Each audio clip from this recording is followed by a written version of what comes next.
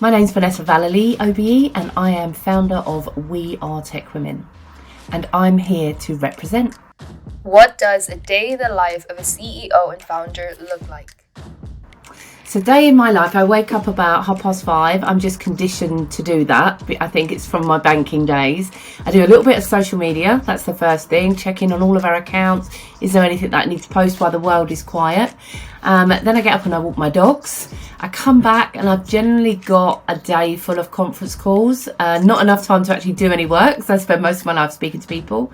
I will zip out at some point, more so for my own kind of mental health and well-being. So I do boxing. I discovered boxing at the start of the year, and then at the end of the day, obviously just checking in on all socials, and that's it. What were the early years of your career like? So I started in the city when I was 16. I grew up in East London, fairly kind of socially and economically challenged area. They kind of told you more what you wouldn't become rather than what you would become. So I made the journey into the city. I could see it from my bedroom window. I knew that's where the money was made. So I headed up there to kind of get myself a job, and I managed to get a job in the bank that I could see from my bedroom window. So I went to work for NatWest. However, I got fired. Kind of fired after 6 months because I hit a situation that I didn't know how to deal with. So rather than kind of asking for help, I dealt with it how I knew best.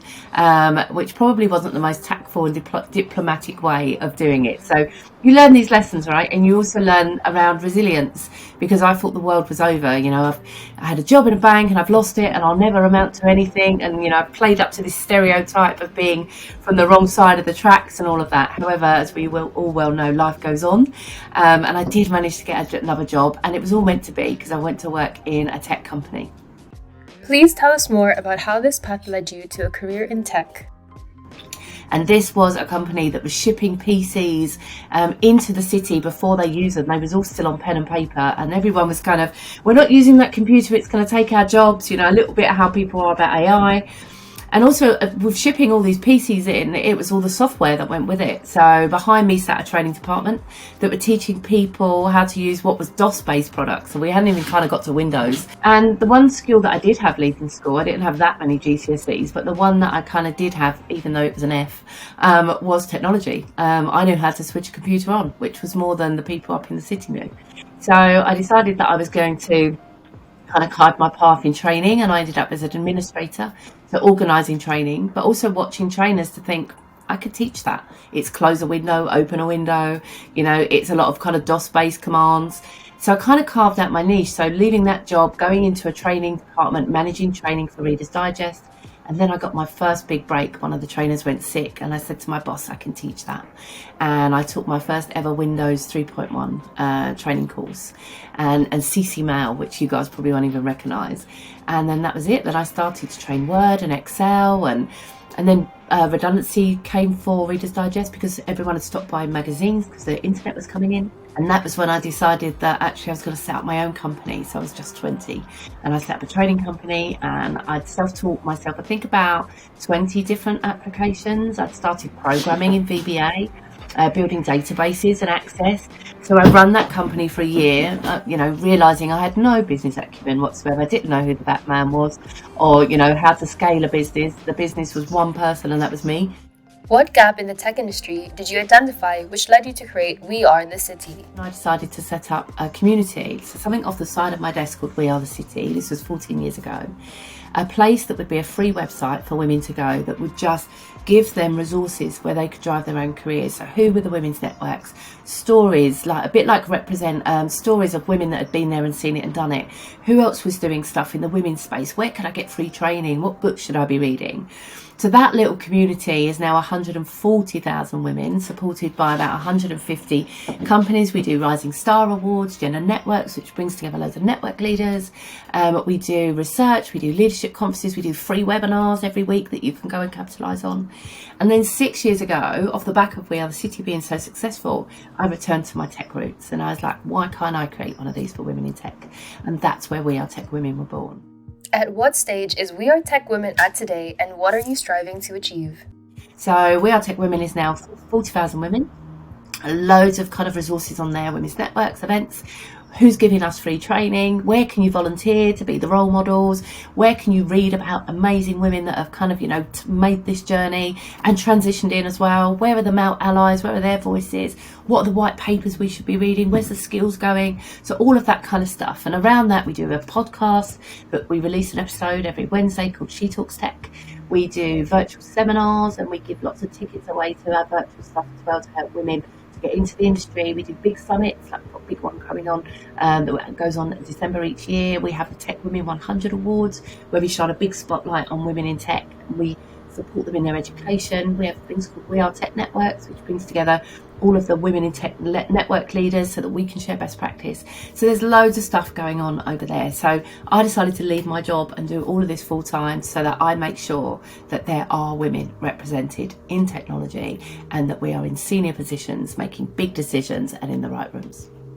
What of your personal strengths have led you to your success as a tech leader?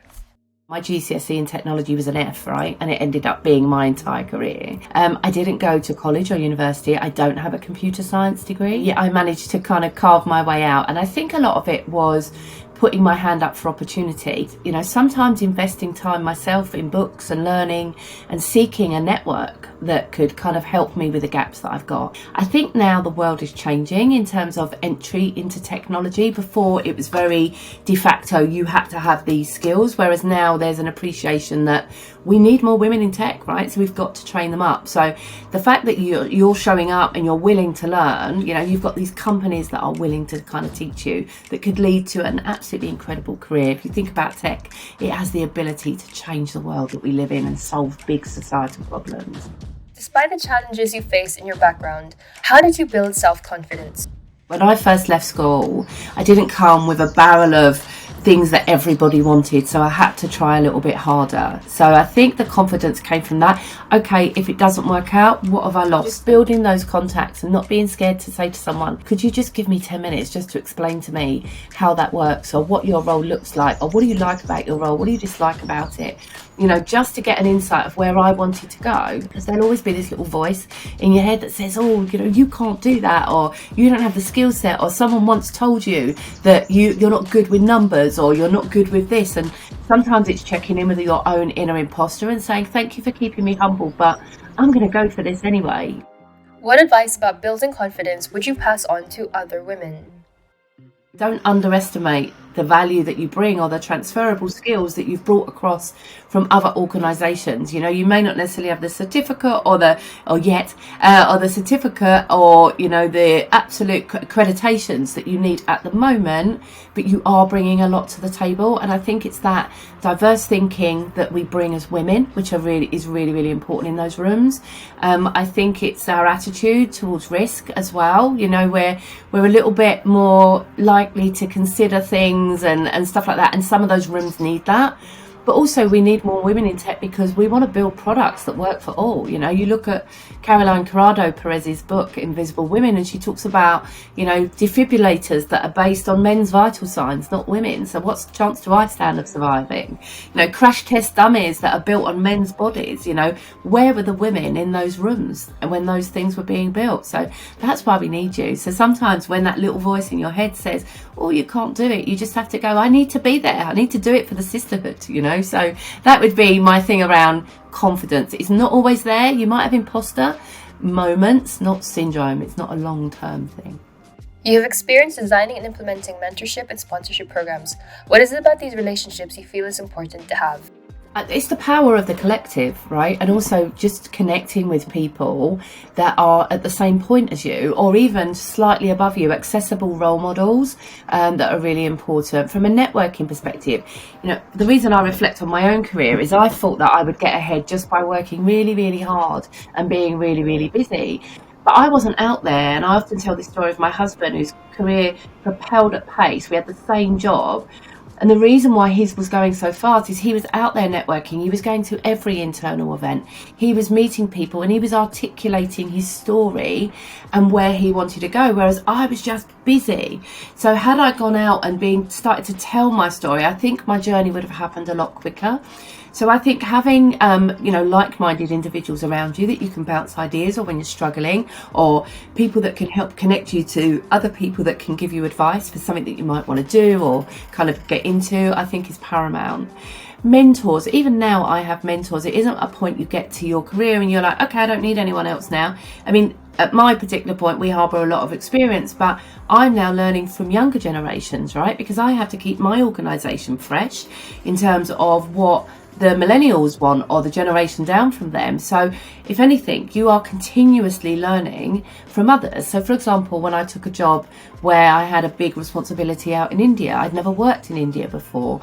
I didn't understand how to get the best of my people from a cultural perspective and what I needed to be aware of and the kind of sensitivities around some of those things. So I sought a mentor that had been in business in India for a number of years. They'd been in corporate organisations and they were absolutely incredible in terms of just getting me up to speed. So sometimes you don't need a mentor for a long term. It's just a couple of months. Can you spend half an hour with me just running through this? I think from a mentorship perspective, you have to have an idea in mind what it is that you want from the individual.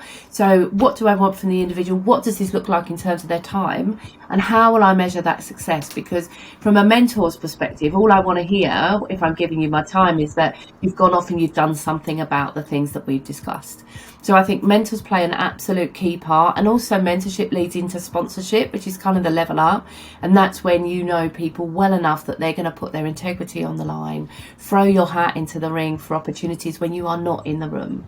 So that network broadens out mentors, sponsorship, and then you get to a position where perhaps there's someone else coming into the industry like you and you can take them under your wing and pay that forward and be their mentor and be their sponsor. So it all kind of, connects together. What advice would you give to those who are early into their careers, or even those who are further along but unsure about their career paths? I still know people who are my age, right? A couple of generations on from you, and you say, what do you want to do? And they still haven't got the answers. And that question, even when I go and talk to kids in schools and they go, what do you want to be? That's a huge question, because the world is ever changing around us, but we won't know what we want to be unless we put the effort in to go and investigate some of that stuff. So that's why, don't just take the first thing and go, yep, I'm going to learn to love it. You're in a job a hell of a long time. You've got to love to love it. You've always got to have that mindset of learn every day. And I kind of always had that, anything, even if I was offered something to do that I had no clue about, right, I'm going to go and give it a go. And that goes back to the attitude towards risk thing and grabbing opportunities. But I think just keeping yourself constantly up to date. So for example, we do a big virtual conference every May where we go the front to the back of tech. So we do like 20-minute bite size on AI, cyber, sustainability, cloud technology. So even if you're not in that, it just gives you a bit of a baptism of fire. And why we do that is because we know we've got this huge swathe of women that are working in tech that might be pigeonholed into a certain role and that's all they do. But what about all this new technology that's coming down? How do we entice them to go, oh, do you know something? Actually, I'm sitting in this role now as a developer or a stack developer, but actually this new technology is coming over here. What's this no code, low code, or no low code, no code? What's all that about? The fact that you'll be able to program without even using code. All right, I'm going to go and have a little listen to that. So it's all of that kind of stuff like that we do for like our community, just to keep you fresh, because the technology is changing all the time. The core skills, one programming language versus another one. If you learn to code, then obviously you can jot around the different ones with a little bit of kind of training and stuff like that. But the actual emerging technology is keeping your eye on the prize, like in terms of what is coming down the track. And if I'm in this career for the next 20 years, what does that look like? What do I need another understanding of outside of the bubble that I work in? Why is finding the right organization important to supporting the career trajectories of women all around? You're working in an organization that's got a culture like that, where every day is a fight. Before you even go in to do your job, then you need to reconsider your position in that organisation. Now, some people are brave enough to try and fight that change. I think fighting that change as an individual is a really hard one, unless you kind of go as a collective. A lot of women, you can have a voice through annual surveys. You can have a voice through women's networks. You can have a voice if you've got a listening kind of line manager that's hearing the same thing. And I think also women are less likely to make a noise because they don't want to be seen as like being emotional about things or throwing their toys at the pram or whatever. So we tend to just shut up and keep quiet, which isn't the right way to go. So unless you can find a mechanism to make that heard with a collective group of women so that the sound is deafening, then maybe it's the wrong organisation. I mean, the organisations we're dealing with are doing a hell of a lot culturally to make that, because they can promote women, but if they promote them into the wrong culture, they're not going to thrive and they're going to leave. And that's even more, bad for these organisations, but it's a really dark cloud over the woman that's left the organisation because she wasn't supported. So, I think whatever job that you take, as I say, you've got to love the job, but you've also got to feel supported in the environment that you're working in. You give lectures on power of profile. What does raising your profile look like, and why do you advocate for this? I think because, again, we need our voices heard, right? So if you sit in a room and no one knows your story, where are you going to get the opportunity from? So we can do that in a multitude of ways, right? You can do it, obviously online is really important because people are going to look you up before they meet you. So what is your online story? So let's start with LinkedIn. Sometimes I look at people's LinkedIn profiles and that summary paragraph talks all about their company, how many offices they got, how many staff they got, and that's all well and good. I can Google that. I want to know about you. What do you do on a day-to-day? What impact has that had? So, I've contributed, and don't ever think you're too low down the food chain to cite impact. So if you've developed a piece of code that went into a system that is now used by 5,000 users all over the world, there's your impact, right? Those people's days are consequently easier off the back of what you've done. I mean, I follow, for example, on Twitter, all of my clients, so I know exactly what they're doing, what their issues are. I follow thought leaders in my space, like all the big tech, like Anna, Code First Girls, Dr. Sue Black, Anne-Marie Fidden, all of them. So I know exactly what's going on in my world, and I couldn't buy a newspaper like that. And I contribute, and even before, I was Vanessa of WeAreTechWomen, like I would kind of contribute to things and ask questions and, seek to make discussion. So just think about how you do that, but also getting your story right. When you meet someone, the worst answer you can give is your name and where you work. I want more, and I think back to a time when I met the big boss in the lift. And I just delivered a project that saved the company thousands and thousands of pounds. And he literally said, we was in a group of three, and he said, "Oh, what's your name?" And I said, "Oh, I'm Vanessa, I'm one of your program managers." And I left it there. What I should have said to him, "Oh, I've just delivered an X system, and actually we saved a shed load of money off the back of that, blah, blah, blah." My shop window was missing, it was empty. And he got out the lift, and that was that. That could have been kind of my moment. So, think about what your story is that feels comfortable you articulating it in a way that doesn't feel boastful or bragging. Because I think that's where we need to find the balance.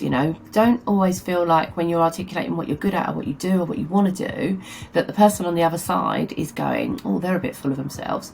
Sometimes that's our own perception of what people are thinking. So get your story right. I think and again, it's not something that might come overnight. It's something that you have to work on. If you could share one word of wisdom to your younger self, what would it be?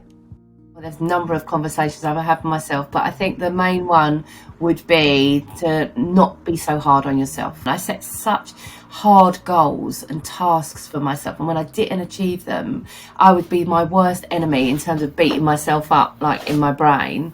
And actually, I realised that, more often than not, it's a race, not a sprint. So, and you'll get there. You will get there.